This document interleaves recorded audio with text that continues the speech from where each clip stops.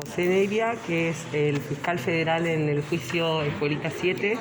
Esta es la octava audiencia del juicio y a partir de la semana pasada empezó a tratarse una parte de este tramo que, si bien la Fiscalía lo enmarcó en una razzia a militantes, activistas, allegados, gente considerada por los genocidas vinculada al PRT-ERP, esta parte específica habla de los casos vinculados al grupo de teatro Génesis en Neuquén y bueno, queríamos que nos enmarques un poquito cómo vienen los testigos respecto a esos casos y cuáles casos abarcaría. Sí, más que nada que nos aclares también por qué se eligen estos testigos, y ya que las víctimas no son las que van a dar su testimonio, sino los familiares. Bien, el grupo de teatro tenía una vinculación política, había dentro de los secuestrados, y lo estamos escuchando ahora, como el caso de Susana Mujica y otras de las víctimas, tenían militancia política en esos espacios políticos. Ese es el nexo.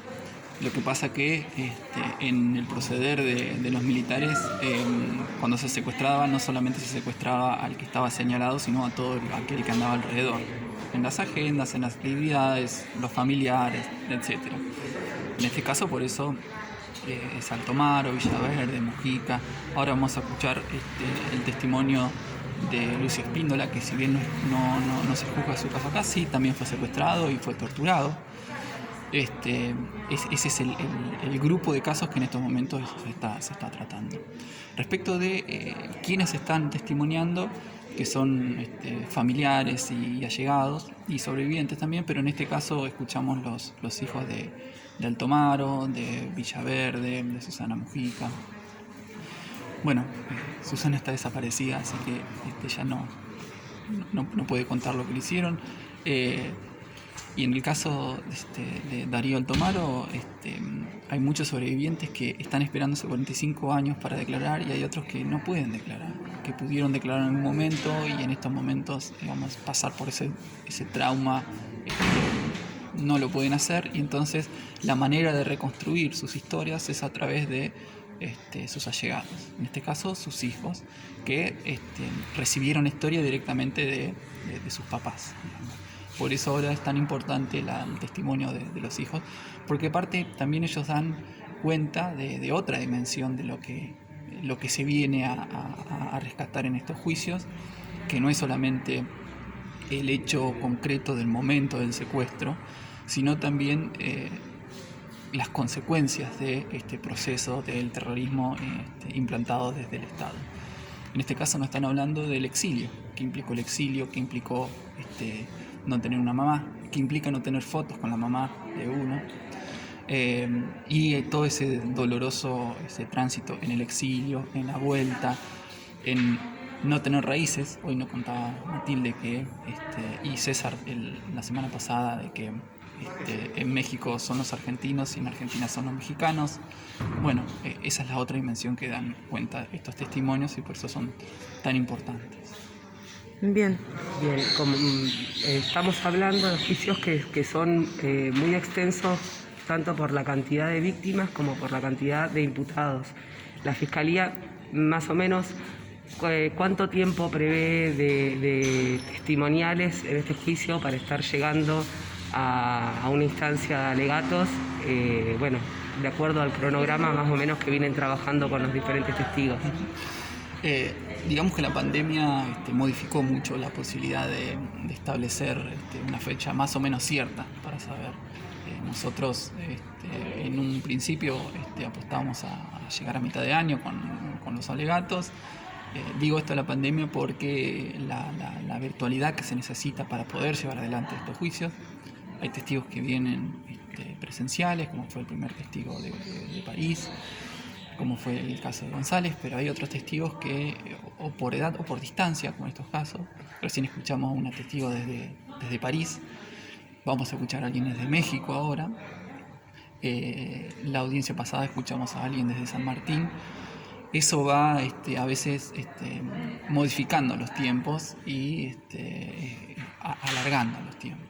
No podemos tener la misma cantidad de testigos en una audiencia si es presencial que si es por videoconferencia, porque hoy nos pasó, de hecho, que se cayó la conexión, hay que esperar. La diferencia horaria, ahora estamos en un cuarto intermedio porque el testigo que declara desde México hay 3 horas de diferencia, es una persona mayor, entonces si arrancábamos temprano, las 9 de la mañana acá son las 6 de la mañana allá, lo que implicaba que se levante a las 5 de la mañana, bueno, esas cuestiones. Nosotros apostamos que alrededor de mediados de años estemos alegando, pero eso va a depender muchísimo de cómo se vayan sucediendo los testigos y qué vaya sucediendo con sus testimonios. Bien, bueno, se acerca el 24 de marzo, hubo un pedido, se hace justamente un día miércoles, cae el 24 de marzo, y bueno, el tribunal lo rechazó, ¿no? Para que haya audiencia ese día, es feriado. Bueno, también esto de conmemorar la memoria y que está activa y en búsqueda de la justicia y la verdad, ¿no? Como bueno, un comentario respecto de eso.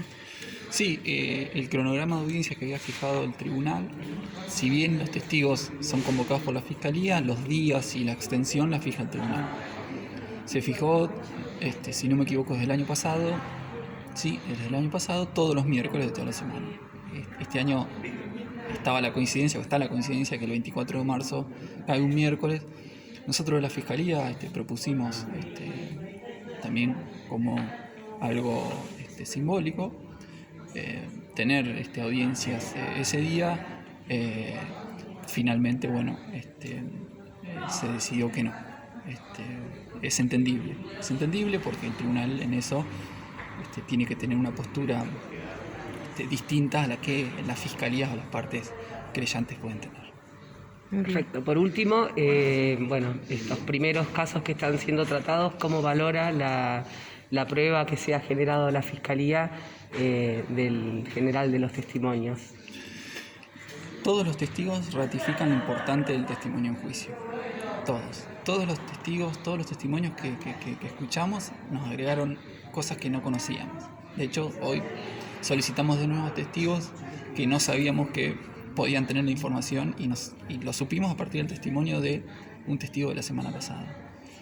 Inclusive los sobrevivientes que ya han declarado y largamente en primera instancia, cada vez que se sientan a contar su caso, cuentan cosas nuevas, pero no es porque